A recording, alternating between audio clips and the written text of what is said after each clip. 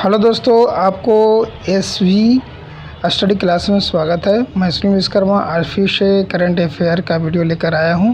पर ये वीडियो बताने से पहले आपसे रिक्वेस्ट है कि आप मेरे वीडियो को देखते हैं तो मेरे चैनल को सब्सक्राइब करें, मेरे वीडियो को लाइक करें और दोस्तों भी वीडियो को शेयर भी करें, जिससे ज़्यादा से ज़्यादा आप अभ्यर्थी लोग इस वीडियो का फ़ायदा उठा सके। चलिए आपके चलते हैं प्रश्न की तरफ।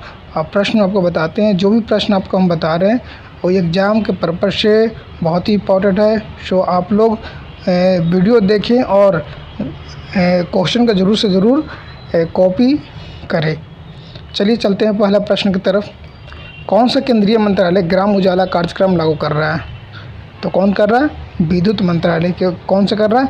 विद्युत मंत्रालय जो है ग्राम उजाला कार्यक्रम लागू कर रहा है। दूसरा प्रश्न चलते हैं। नहीं, इसका डिस्क्रिप्शन क्या है? इसका डिस्क्रिप्शन तरफ चलते हैं। ग्राम उजाला योजना केंद्रीय विद्युत मंत्रालय की एक प्रमुख योजना है। ठीक है। कवरेज एनर्जी सर्विस लिमिटेड मौजूदा साधारण बल्बों के बदले में 10 रुपये प्रति बल्ब की कीमत पर 3 साल की गारंटी के साथ उच्च गुणवत्ता वाले एलईडी बल्ब प्रदान कर रहा है। हाल ही में CESL, इसका फुल फॉर्म आप लोग याद कर लीजिए, क्या हो जाएगा? Convergence energy service limited. देखिए ये इसका फुल फॉर्म है, तो इसको आप ज़रूर याद कर लीजिएगा। CESL ने ग्राम उजाला कार्यक्रम जो है, कार्यक्रम के प्रोजेक्ट करोड़ के तहत 50 लाख LED बल्ब वितरण करने की उपलब्धि हासिल की है। ठीक है दोस्तों, अगला प्रश्न की तरफ चलते हैं। दूसरा प्रश्न है, हाल ही में किस एशियाई देश ने अपनी राष्ट्रीय सुरक्षा नीति नेशनल सिक्योरिटी पॉलिसी का अनावरण किया? तो किसने किया? पाकिस्तान का किया। इसका डिटेल क्या है? पाकिस्तान के मंत्रालय ने देश की पहली राष्ट्रीय सुरक्षा नीति नेशनल सिक्योरिटी पॉलिसी को पेश किया, जिसमें इस बात पर जोर दिया गया था कि आर्थिक प्रगति राष्ट्रीय सुरक्षा के केंद्र में होनी चाहिए। कैबिनेट ने उस दस्तावेज को अपनाया जिसे उच्चाधिकार प्राप्त राष्ट्रीय सुरक्षा समिति नेशनल सिक्योरिटी कमेटी द्वारा अनुमोदित किया गया था। यह पॉलिसी 2022 से 2025 की अवधि को कवर करती है। दोस्तों अगला प्रश्न चलते हैं। तीसरा प्रश्न क्या है? उपभोक्ता संरक्षण अधिनियम कंज्यूमर प्रोटेक्शन एक्ट का नवीनतम संस्करण किस वर्ष पारित किया गया था? तो किया गया था 2019 में किया गया था। इसका डिटेल क्या है? केंद्र सरकार ने उपभोक्ता संरक्षण अधिनियम 2019 द्वारा प्रदत्त शक्तियों का प्रयोग करते हुए उपभोक्ता संरक्षण नियम 2021 को अधिसूचित किया है। नए नियमों के अनुसार प्रत्यक्ष बिक्री इकाई डायरेक्ट सेलिंग एंटिटी और प्रत्यक्ष विक्रेता डायरेक्ट सेलर्स को पिरामिड योजना को बढ़ावा देने या नामकरण करने से प्रतिबंधित किया गया है। उन्हें डायरेक्ट सेलिंग बिजनेस के नाम पर मनी सर्कुलेशन स्कीम में भाग लेने से प्रतिबंधित किया गया है। अगला प्रश्न दोस्तों, चौथा प्रश्न है, किस राज्य की विधान परिषद ने राज्यसभा संचालित विश्वविद्यालय में उच्च शिक्षा मंत्री को अधिक अधिकार देने के लिए एक विधेयक पारित किया? तो किसने किया है? कौन सा राज्य किया? महाराष्ट्र किया है। इसका डिटेल है, महाराष्ट्र विधान परिषद ने राष्ट्रीय लोक विश्वविद्यालय अधिनियम 2016 विधेयक पारित किया। यह राज्य द्वारा संचालित विश्वविद्यालयों में उच्च और तकनीकी शिक्षा मंत्री को अधिक अधिकार देने का प्रयास करता है। यह विधेयक मंत्री को राज्यपाल को सिफारिश करने की भी अनुमति देता है, जो विश्वविद्यालयों के कुलपति हैं या विश्वविद्यालयों के प्रोफेसर चांसलर के रूप में मंत्री की नियुक्ति का भी प्रस्ताव करता है।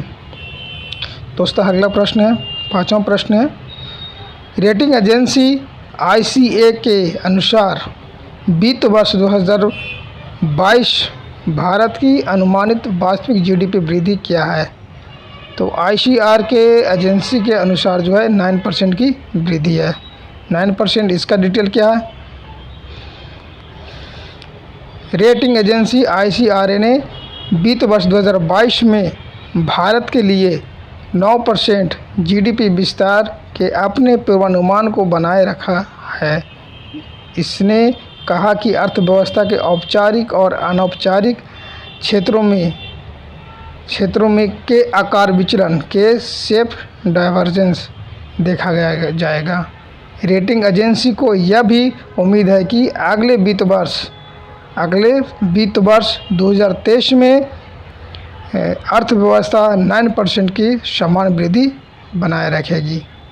दोस्तों, चलते हैं 2-3 जनवरी का डेट में जो करंट अफेयर आया है उसको देखते हैं। दोस्तों, आप जो मेरी वीडियो देख रहे हैं, इस वीडियो जो है आपके जैसे बिहार SSC हो गया, BPC हो गया, UPSC हो गया, UPSSC हो गया, MPSC हो गया, MPSSC हो गया, रेलवे हो गया, बैंकिंग हो गया, इस सब एग्ज़ाम में आपको आपके लिए सही होगा।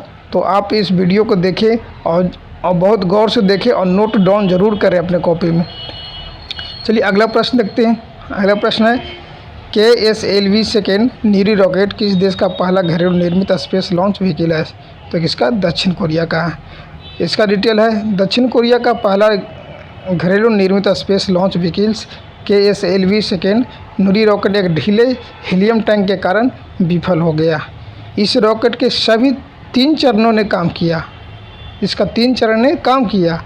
इसे 700 किलोमीटर की ऊंचाई तक ले जाया गया और 1.5 टन पेलोड सफलतापूर्वक अलग किया गया।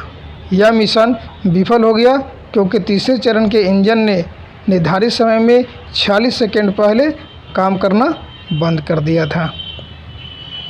अगला प्रश्न है, किस देश ने बेटर हेल्थ स्मोक फ्री अभियान शुरू किया? ये बहुत इंपॉर्टेंट क्वेश्चन है। किसने किया है? UK ने किया है, बेटर हेल्थ स्मोक फ्री। इसका डिटेल है, UK सरकार ने बेटर हेल्थ स्मोक फ्री अभियान नाम से एक नई पहल शुरू की है जो युवा लोगों पर वयस्क धूम्रपान करने वाले के प्रभाव पर प्रकाश डालती है। इस अभियान ने धूम्रपान करने वालों से धूम्रपान छोड़ने का आग्रह किया गया है। इस अधिनियम द्वारा जारी आंकड़ों के अनुसार जिन 4.9% किशोरों के माता पिता धूम्रपान करते हैं उन्हें भी इस आदत को अपनाया है। न्यूजीलैंड ने भी 2030 तक धूम्रपान मुक्त करने का लक्ष्य रखा है। 8वां प्रश्न है, फाइनेंशियल स्टेबिलिटी रिपोर्ट FSR की किस संस्था द्वारा जारी की जाने वाली प्रमुख रिपोर्ट है? तो ये जो है भारतीय रिजर्व बैंक है, भारतीय रिजर्व बैंक। इसका डिटेल है, फाइनेंशियल स्टेबिलिटी रिपोर्ट FSR भारतीय रिजर्व बैंक द्वारा जारी एक अर्धवार्षिक रिपोर्ट है। इस रिपोर्ट का हालिया संस्करण 2000 हालिया संस्करण RBI द्वारा जारी किया गया था। इस रिपोर्ट के अनुसार भारत में खुदरा नेतृत्व वाले क्रेडिट विकास मॉडल को 2 कारकों उपभोक्ता वित्त पोर्टफोलियो में डिफ़ॉल्ट में वृद्धि और नए क्रेडिट कार्ड खंड में मंदी के कारण समस्याओं का सामना करना पड़ रहा है।